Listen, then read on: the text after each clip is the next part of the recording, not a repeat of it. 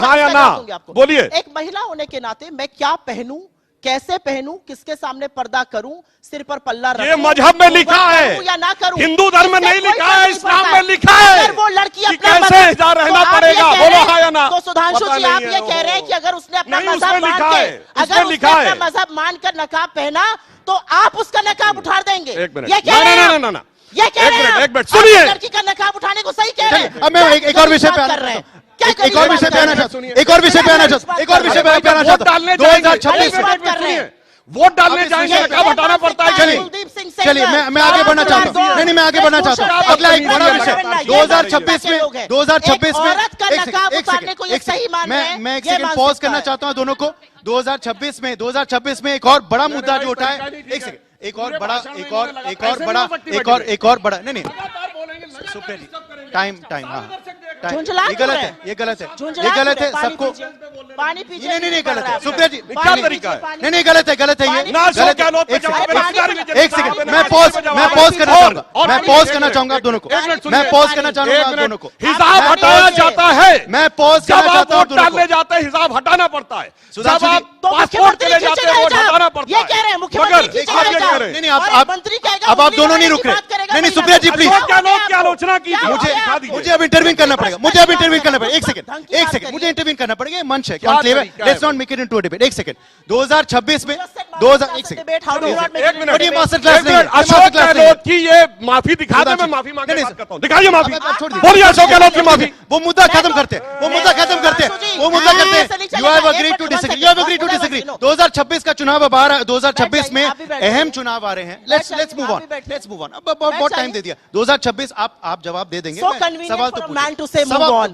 मैं इनको भी कह रहा हूं, हिजाब मैं है इनको भी कह रहा हूं। भाई। ये मर्द का विषय नहीं है, ये मर्द का हिजाब, विषय नहीं है, हिजाब, ये मर्द अरे का विषय हिजाब नहीं का है। मामला है, हिजाब का मतलब हिजाब इनके का राज जबरदस्त में है। 2026 लड़कियों में के कपड़े ऐसे उतारे ऐसे जाएंगे ही डिबेट नहीं हो और ये पाएगा, धृष्टता ऐसे ही करेंगे, डिबेट ये नहीं हो असलियत पाएगा, है। ऐसे ही इनके डिबेट नहीं हो राज में पाएगा। लड़कियों के कपड़े खींचे जाएंगे ऐसे और डिबेट- ये उसको जस्टिफाई ऐसे कर डिबेट रहे नहीं हो हैं। पाएगा। ये असलियत है। 2026 में मैं आता सब लोग हूं, देख ये रहे हैं। बहुत अहम राज्य में चुनाव होने वाले हैं, दक्षिण के 2 राज्यों में चुनाव होने वाले हैं, पूरब में भी चुनाव होने वाले हैं। क्या 2026 के मेन मुद्दे होंगे और 2026 में क्या आपको लगता है कि सत्ता में भाई, परिवर्तन आप कर मनरेगा पाएंगे? की बात का तो जवाब ही नहीं दिया हमने, ये केवल उसी पे चली गई। अब उस सब एक पे- सेंटेंस उस उस सब पर पे भी हम बोल आगे दो। बढ़ गए और कल राज्यसभा में उस भी पे बहस भी होगी। एक sentence में बता मैं दूं। आपके पास आऊंगा, आप 2026 वाले में दे सकते हैं वो नहीं, जवाब। एक मनरेगा क्या पे आपको एक लगता है ये technical मनरेगा बात वाला 2026 नहीं, में नहीं, बड़ा एक मुद्दा technical होगा? बात, सुनिए। और क्या आपको लगता है कि आप जिस गरीब दक्षिण की का पेट पे- किला, एक सेकंड, दक्षिण का किला फतेह कर पाएंगे? जैसे आपने कहा तिरुवनंतपुरम में एक आप सीट जीत पाए लोकल बॉडी पोल्स में, क्या केरल का आप राज्य पे फतेह कर पाएंगे? क्या तमिलनाडु भी आप जीत पाएंगे? सनातन विरोधी सरकार है वहां, ये अनुराग जी कह रहे हैं, आपने कहा है सनातन विरोधी सरकार तेलंगाना में है, क्या आप ये दोनों दक्षिण के किला फतेह कर पाएंगे? देखिए, एक टेक्निकल बात पहले कह दूं, इन्होंने कहा कि वहां के लोग कम समझदार होते हैं, इसलिए वो इन चीजों को टेक्निकली अडॉप्ट नहीं कर पाएंगे। तो मैं बात बताना चाहता हूं, इनकी सोच और हमारी सोच में यही अंतर है। Finance minister of India P Chidambaram साहब का फ्लोर ऑफ द हाउस पे बयान था कि इंडिया में लोग कम टैक्स हैवी हैं, लेस एजुकेटेड हैं, तो डिजिटल ट्रांजैक्शन में कैसे अडॉप्ट कर पाएंगे? और आज डिजिटल ट्रांजैक्शन में इंडिया वर्ल्ड में नंबर 1 कंट्री है विद 48%। चूंकि इनको भारतीयों की काबिलियत पे कम भरोसा और हमें ज्यादा भरोसा। आप दक्षिण की जहां तक बात कर रहे हैं, देखिए, हम जब आए थे तब से हमारा भौगोलिक विस्तार, प्रधानमंत्री मोदी जी के नेतृत्व में सामाजिक विस्तार, हमारा पूरी तरीके से जो विस्तार हो रहा है, उड़ीसा में सरकार बनी, त्रिपुरा में बनी, असम में बनी, और हमने कहा पहली बार दक्षिण में केरल के किसी नगर निगम में सरकार बनी। तो मैं एक पंक्ति में कहना चाहता हूं, इन लोगों को ज्यादा ओवर कॉन्फिडेंस में नहीं रहना चाहिए। प्रधानमंत्री जी के अंदर जो क्षमता है कि हमें इल्जाम मत दीजिए, बहुत अफसोस होता है, हमें इल्जाम मत दीजिए, बहुत अफसोस होता है, बड़ी तरकीब से कश्ती यहां तक लेके आए हैं और बदल देते हैं हम दरिया की लहरें अपनी हिम्मत से, आंधियों में भी अक्सर चिराग हमने जलाए हैं।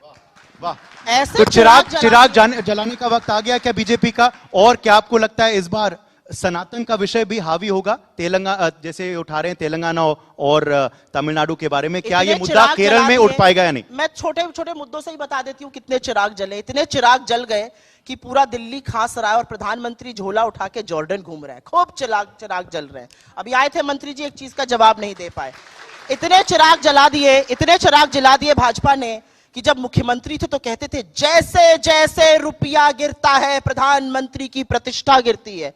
58 पर मिला था रुपया, 91 पहुंचा दिया, सेंचुरी मनवाकर ही मानेंगे। इतना ये बता दूं आपको।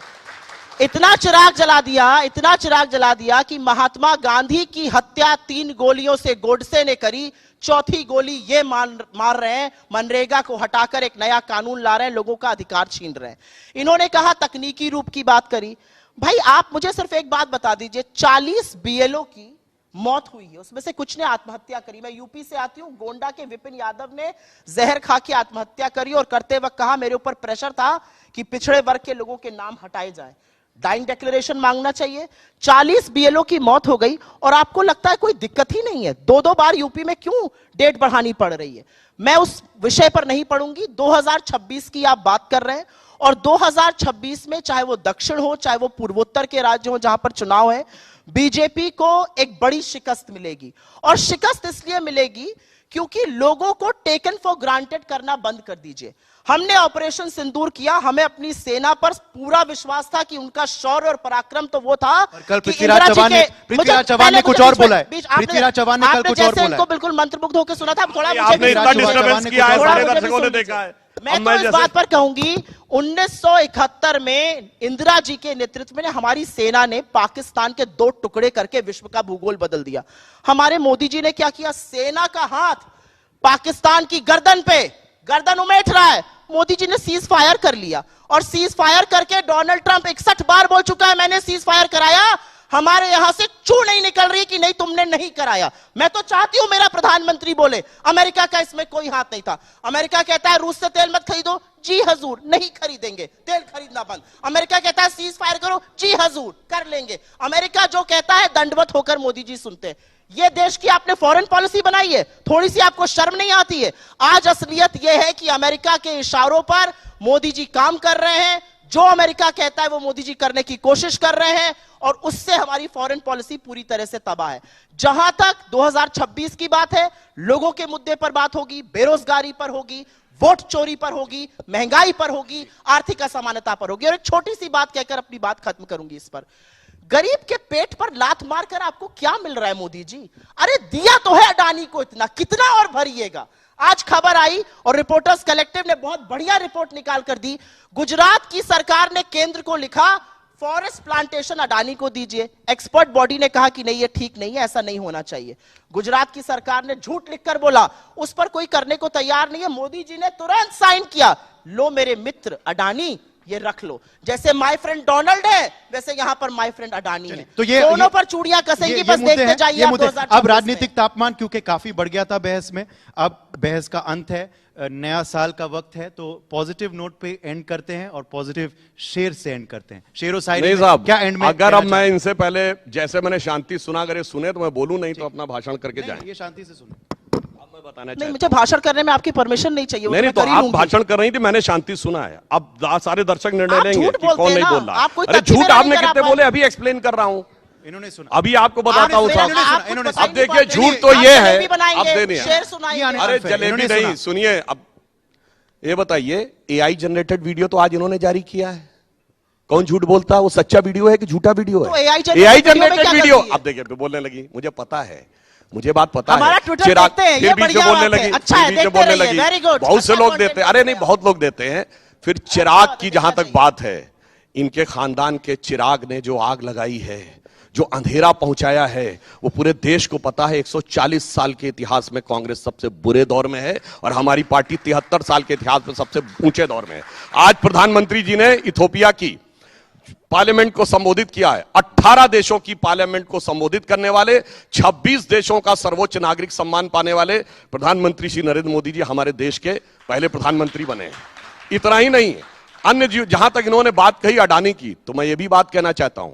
ये बताइए, भारत की कंपनी सरकारी हो या गैर सरकारी, अडानी को कुछ कह दो तो मिर्ची लगती है। सुनिए, मिर्ची आपको लग रही, फिर बीच में बोल पड़ी, अडानी जी फिर बीच में बोलने लगी। मैंने कहा था ना, नहीं रुक पाएंगे। अब मैं बताता हूं, इनको भारतीय कंपनियों से बड़ी अदावत है, चाहे सरकारी हो या देसी। इन्होंने कहा था HAL बर्बाद हो गया 4 साल पहले, आज HAL के पास 80,000 करोड़ के पाइपलाइन में ऑर्डर है।